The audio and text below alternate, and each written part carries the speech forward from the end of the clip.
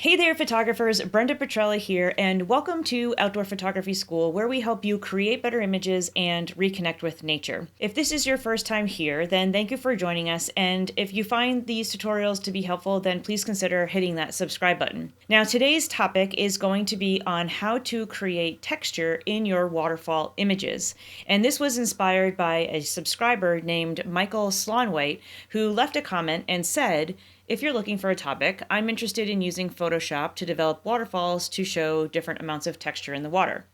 So there are 3 different ways that we can go about creating texture in the water, and I'm going to go over each of those methods and the pros and cons of each right after this.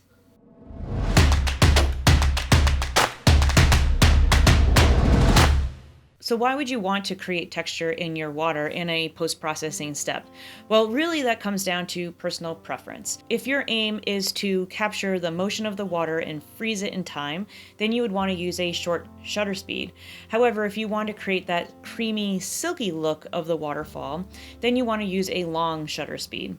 And so if you want to sort of combine the two, or just add a little texture, a little interest into the waterfall, but overall have that creamy look, then you would want to somehow blend those images in post-processing. So when you're out in the field, make sure you capture a short shutter speed image and a long shutter speed image with the exposure settings equivalent between the 2 images so that they're easier to blend in post-processing. So let's now hop over into Lightroom and Photoshop, and let me show you how to add texture to your waterfall images using these 3 simple methods. So here we are in Lightroom Classic, and this is a photo that I just took yesterday of a waterfall over in the White Mountains of New Hampshire called Crystal Cascade. And this is my long exposure shot. So you can see that my settings here are 0.6 seconds, f/18, and an ISO of 80. And I was also using a polarizer filter to cut down on the glare of the water a little bit. And here is my short exposure shot.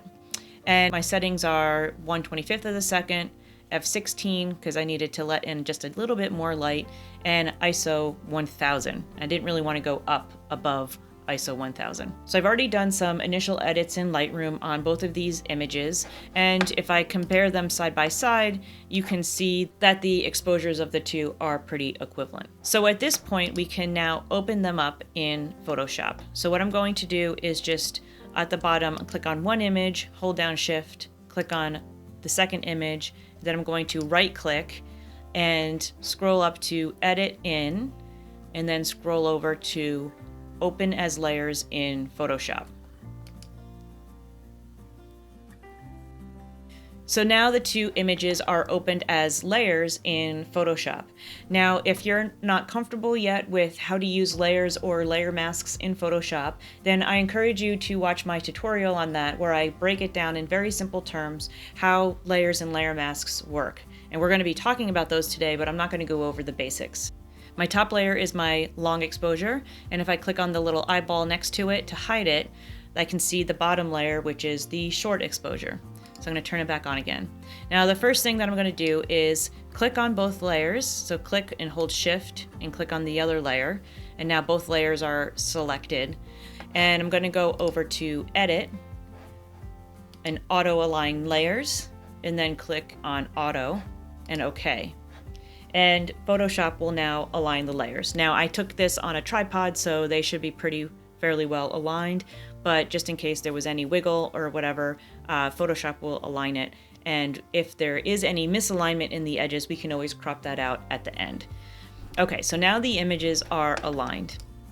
Now, the first method that you can use to blend the 2 images together is to simply erase away what you don't want out of the top layer. I don't recommend this method. This is a method that other photographers use, and I've seen videos about this. I don't suggest this as the proper method for blending these 2 images because it is a destructive process. Once you've erased away the pixels of that layer, they're gone. You can undo it until you've saved the file, and once you've saved the file, you can't go back and put those pixels back. It would be very hard and complicated to do so. So I'll show you how to do it, and in a pinch, this could be a quick and easy way to add texture to your waterfall images, but again, I don't recommend doing it. So what I'm going to do is click on the top layer, which is my long exposure layer, and then click on the eraser tool. And here is my brush. And what I could do is if I leave the brush at 100% opacity, that's going to erase away the top layer 100% so that I see perfectly through to the bottom layer. As you can see here, it looks like the bottom layer on the path that I just painted in with the eraser. So I don't really want that. That wouldn't be like a very nice blend of the two images. And so I'm going to undo that. And now I'm going to change the opacity of my eraser brush by going up here under opacity. So let's reduce that down to say 40%. And now if we brush over the waterfall, it will only erase away 40% of that top image. And that looks a little bit more like a blended image. But again, those pixels in the top layer are gone, right? So I'd have to undo many times to get back to that. And once you've done a lot of edits in Photoshop, that can get to be pretty cumbersome and complicated to go back to. So ideally what we would be doing is a non-destructive edit.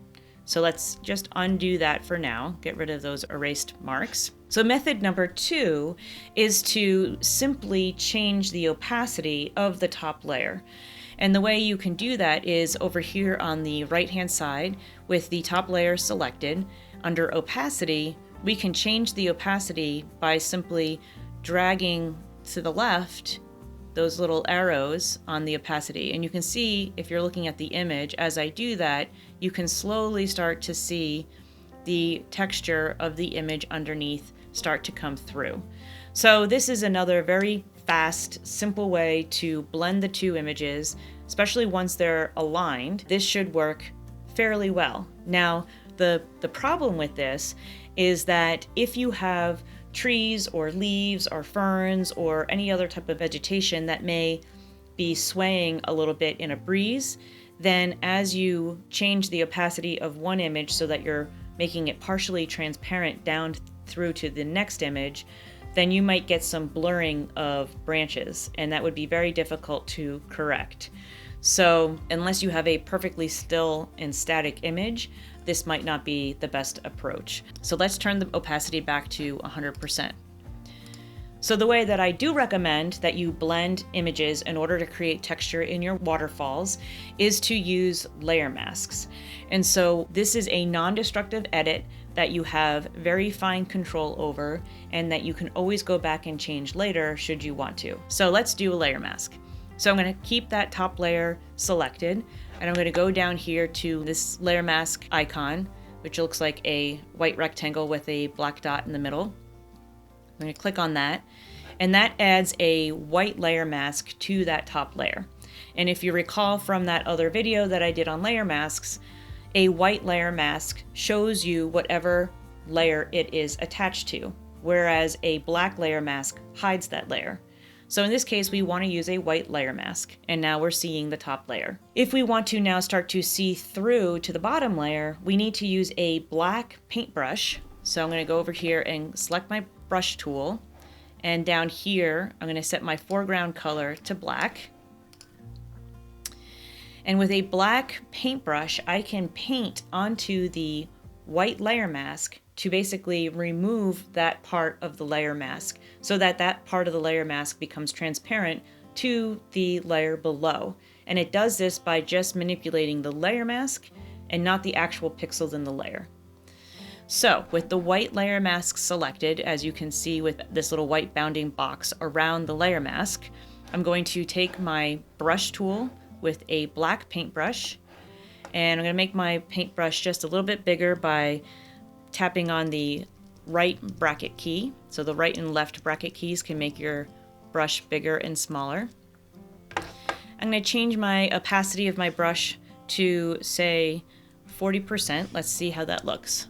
And I'm going to paint over the areas of the image that have a little bit more water and therefore a little bit more flow and more power, and see how that adds a little bit of texture to the scene. And as you go along doing this, you can always just change the size of your brush depending on where you are in the waterfall. So already you can see we're just starting to add a little bit of texture here and there. And that just can add some more interest to the waterfall. And of course, it's up to personal preference. Now, if you say overdid it in an area and you want to go back and change it to be less of the texture coming through, then you can just switch to a white paintbrush by changing the paintbrush color to white. And now, again, with the bounding box selected on the layer mask, you can come in here with a white brush and you can change the opacity of that. Say, let's set it back to 100% to completely remove what we did with the black brush. You can see now if I paint back on the layer mask, I've now removed the texture that I added to this section. Now I can see the layer mask if I want to fine tune it a little bit further by holding down the Option key and clicking on the layer mask, and this is what it looks like. So I just painted out this area with my white brush, and you can see I'm painting it back out, so it's more of a white layer mask here. If I go back to my black brush, if I set it to back to 40% opacity of the brush, again, I can add that part of the layer mask back if I want. Now, this is only helpful if you're trying to get edges clean and whatnot, which is not that applicable to this particular image, but I just wanted to show you what the layer mask looks like when you're looking at the actual mask rather than the image. So if you just click on the image again, here it is. And so the other thing that you can do to see the effects of the layer mask is if you hold down the Shift key and click on the mask, you'll see this little red X go over the mask, and that basically deactivates the mask so that you can quickly see whether the effects of the mask are to your liking or not. So those are the three methods of adding texture to your waterfall images, and what I would do at this point would be to do some further edits either in Lightroom or Photoshop. And once you've taken an image or a series of images into Photoshop from Lightroom, if you just click on Save, it will be saved back into Lightroom as a TIFF or PSD file, whichever you choose. Now, if you want to learn more about how to photograph waterfalls, rivers, and streams, it's one of my favorite subjects to photograph. I've just published a complete guide on Outdoor Photography School that's all about how to photograph waterfalls, rivers, and streams. I go over camera gear, outdoor gear, settings, and some tips on composition and light and whatnot. So be sure to check it out, and I'll see you in the next video. Thanks.